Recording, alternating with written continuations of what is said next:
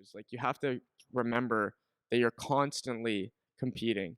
You're constantly competing. And we talk a lot about, the skills that you learn from playing hockey that are just good life skills, Yeah. right? Like, you learn to be part of a team, and you learn good social skills, and you learn all these little things that can make you a good person if you pay attention. Yeah.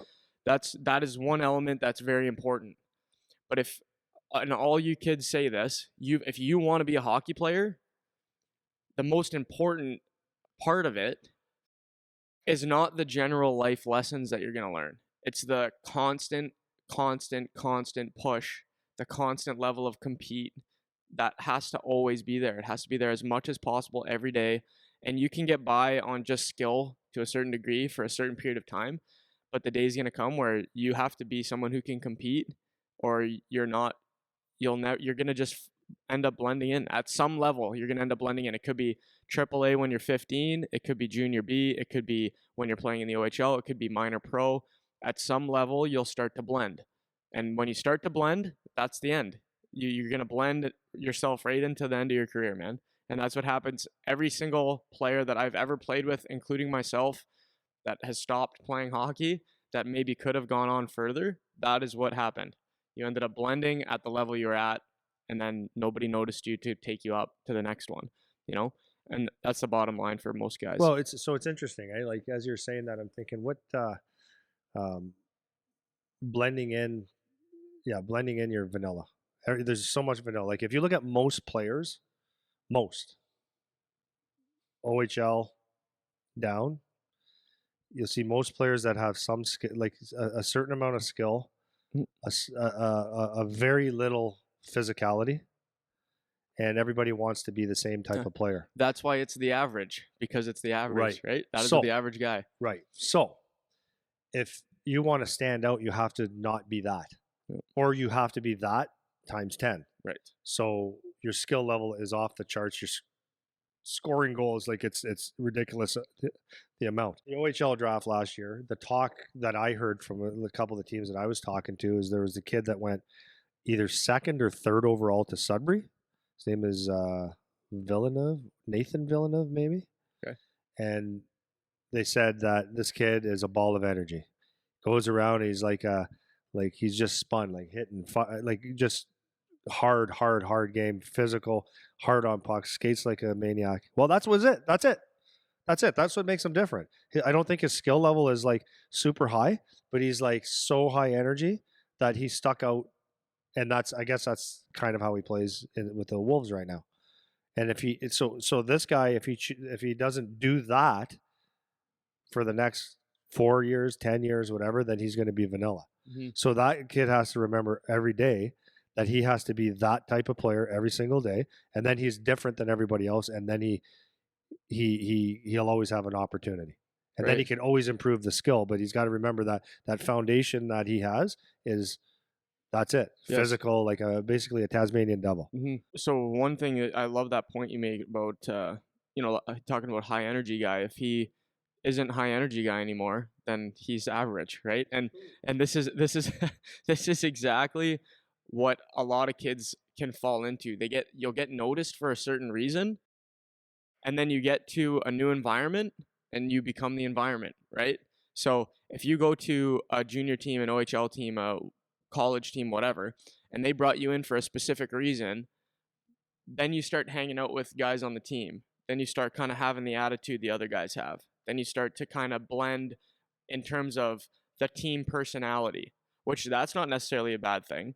But when it starts to affect your game, and now you're starting to blend with everybody else in terms of how you're playing, then you forget what it is that actually got you there, like what the quality is that got you noticed in the first place. Right? So if you aren't getting noticed, you need to have a quality. That's number one. But if you are getting noticed and you get your chance at the next level, you can't forget what the reason is that people brought you. And that's a dangerous thing, because you get up to the next level and now you're like a little bit big wheel, and you think maybe, like I'm a really sick hockey player. I'm going to be the guy that gets all the limelight and the glory, whatever. And it's like, yeah, but that's not the reason they brought you. They brought you for a specific job. Yeah. And even if it is the goal scoring job, right? Yeah. Well, so I got, you're going to love it. So I got an example. So before I give you the example, it's like, so Wyatt Johnson's he played for the Windsor Spitfires last year. I think he was second in scoring in the OHL last year, maybe first. I forget. He was first last time. Was he I first? He remember, won but I don't know. the scoring title. I don't remember know if he ended up winning it, but Okay, I know he was for a while. I think he might have. Yeah.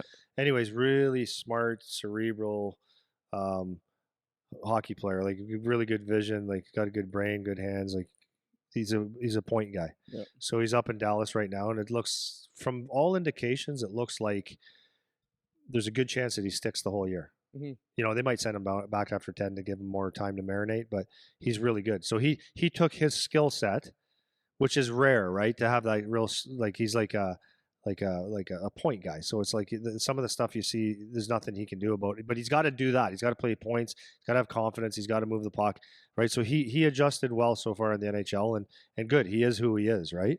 But my best example, like, and this is the freshest one for everybody, is here it goes, Arber Xhekaj again. Okay, Yeah. so this is actually really important because he went to Montreal, and it could be like, when do I cross a line? Will I lose my spot if I go crazy? Should I do it? What he's always done, as far as I remember, is he plays his game. He's going to go out there and he's going to be very mean. He's a big body, very mean, right?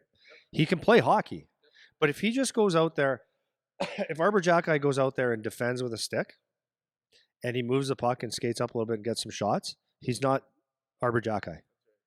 Arber Xhekaj has to go out and be physical. He has to create stuff where people are maybe intimidated, or he's in the fight all the time, always in the fight. And then he did fight, and what happens is he created his own brand, man. Like there are rare people that can step on the ice and just be themselves. It doesn't matter what the crowd thinks. Like he might take a 5-game suspension. He doesn't care. He's going to play his game, and he's going to recognize a game when someone gets ran on his team. He's stepping in no matter what.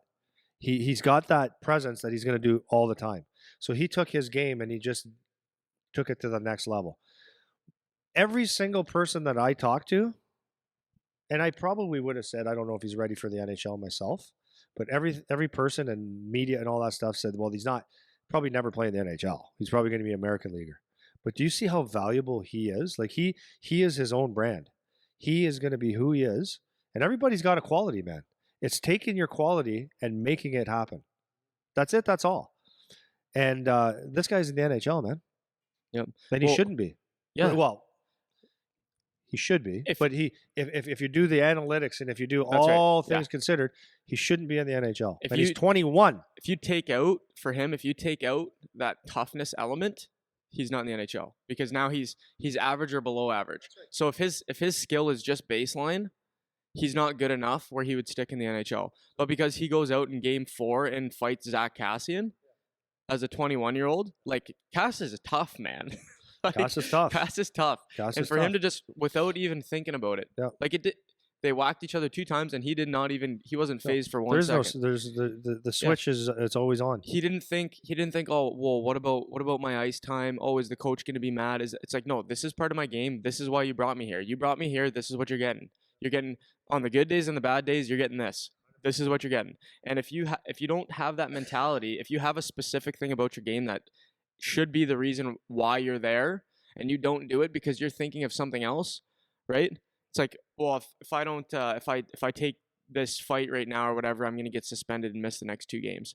It's like, yeah, but if that's part of your game, it doesn't matter that you're going to miss the next 2 games, because that's why you're there, and people know that about you. You might miss 2 games, but you're going to play 10 years. That's exactly rather right? do that than not do it and never play. Yeah. So the only time, like, the take home thing for me is, the only time it's okay to be a guy that blends in, the only time that's okay is when you are playing at the level that you want to stop playing at, right? So if you're playing in the NHL and you want to be a guy that blends in, where you're like, you're a third liner, fourth liner, and you want to be just good enough to stay where you are, then that's fine. You could make a career doing that once you're in the NHL. If you're a solidified third line player and you're like, yep, I'm going to stay here I'm going to hit cruise control and be a third line player for as long as possible in the NHL, you could play 5 years, you could play 6 years, you could play 10 if you're really good at it or whatever. that's the only time that blending will be okay. Because if you play to blend at the level that you're in, you're not going to get picked to go to the next level. So if there is a level higher than the NHL, which there is, if you go to the Olympic team or you go to the All-Star game or whatever, the guys that blend don't get picked for that, right? So it's like the only time you can blend is if you want to stay at the level you're at and not move on any further, you know? So you have to keep that in mind because most of the kids that we talk to, they still have goals and aspirations of moving on to the next thing, right? And if you don't have something that stands out, and it doesn't have to be exceptional skill, right? It could be baseline skill. It could be you're good enough to play at in the mix with everyone, like we talked about before. When we skate, the guys that play college hockey, when they skate with guys in the NHL, you can't really tell the difference skill level from a skill level perspective. You tell the difference when the game starts, what makes guys stand out. You know, Aaron Ekblad, he's got that freaking poise, man, where he can just stay calm no matter what. You got Zach Cassian that he can play with some skill, but then he can run you through the glass. That's a guy that has something a little bit different. To Connor McDavid, where he's so fast that there's nothing you can do about it. You know, so you have to remember that, man. It's so important. I know we've beat it to death for a half an hour here, but I'm not gonna say I'm tired of it because I understand where it comes from, but it's just such a common comment, common complaint. It's always the same conversation. It's like, I don't get it. I'm not getting this. Yeah, I'm not getting that. and You that's the know? thing is like, okay, that's fine, that's fine. Like at some point, like listen,